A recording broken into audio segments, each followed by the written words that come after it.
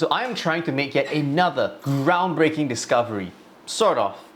Let me explain. So after spending thousands of hours reading, learning, combining everything, I have more or less developed a bottom fishing signal / indicator for the US markets. And I wrote about the theory on why this works on my website, and I even wrote an indicator for the components. I open sourced it and published the code for free. So everyone can use it, learn from it, and critique it as well, because that's how I learn. The world and the markets are always evolving, so even though I may be profitable now, I don't know if I'm going to be profitable again in the future. And so now I'm in the middle of developing another winning strategy, but this time for the crypto market. Basically, I'm trying to take the tried and tested method of using the high-low index and the McClellan oscillator and trying to put it into the crypto markets. So I'm running scripts with Python and manually backtesting it, and I ran into a couple of roadblocks. So these indicators are not your technical price action indicators that most people use.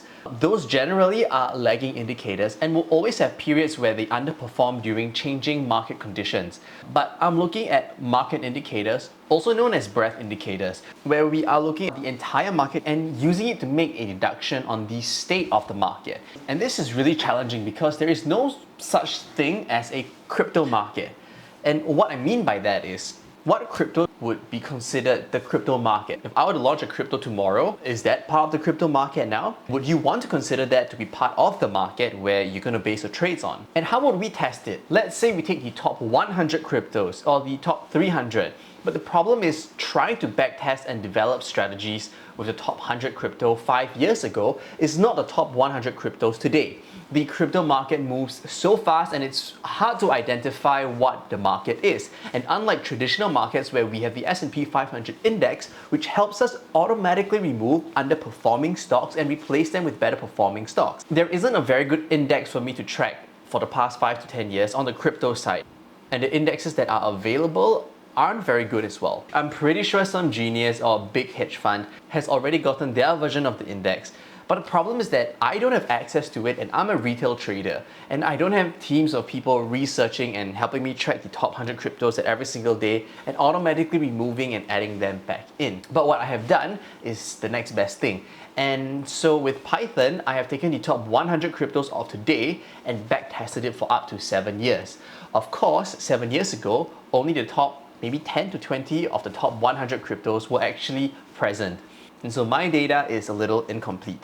And I only have data coming in from centralized exchanges like Binance. So I took all that data, feed it through Python. I didn't study computer science, I studied physiotherapy. So I can probably help you if you have back pain, but learning how to code Python from scratch wasn't very easy. I even had a tutor to teach me how to code in Python, and I managed to run it. So right now comes the really nerdy part. I found a way to get the advance and decline line, and then I recreated the McClellan oscillator formula in Python, and then somehow figured out how to plot it into a graph. And then I created an arbitrary line which can probably detect the bottom, and then I manually went into TradingView to see how price reacted to these highlighted moments. So whenever the McClellan oscillator dips below 80, which is the signal for traditional S&P 500 Index, we can see that it seems to be overly sensitive, and it's probably because the crypto markets are inherently very different from traditional markets. And again, we are still lacking in data. In traditional markets, when we take the entire market, we have thousands and thousands of stocks, but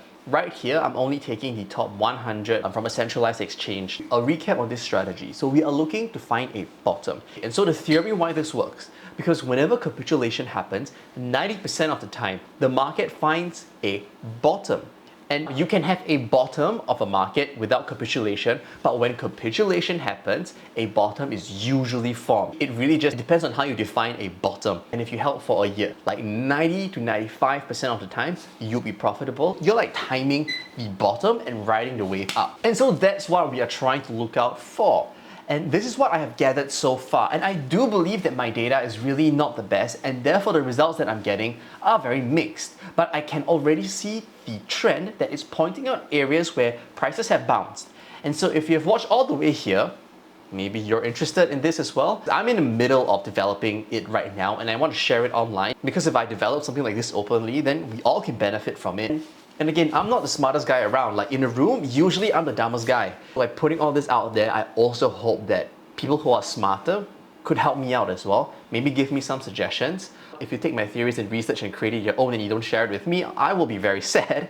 And so I hope that as I develop this and share it openly, some of you guys can reach out to me as well. I have a platform where I'm able to speak to you guys, which are awesome individuals, to all the people that I've met in real life as well. And so if you've already read the theory on my website and maybe you know how to run Python code better, maybe you know how to track the index, because really it's very difficult for me to try to code something. I am not a computer science dude. I never studied data analytics, and so I'm really struggling to figure this out. But I feel like if I figure this out, then money can be made and maybe you can make money too. So if you know anything, and please comment down below or DM me directly. Maybe you can help me with it. In a perfect world, I would love to reach out to you, but because there are so many scammers, they're creating accounts using our profile picture and DMing you and then probably try to sell you something saying that they will trade for you. That's obviously a scam, so don't fall for it. So please DM me first. I really hope that it doesn't get buried under spam as well, because we do get that a lot. I will try my best to really look through everything and reply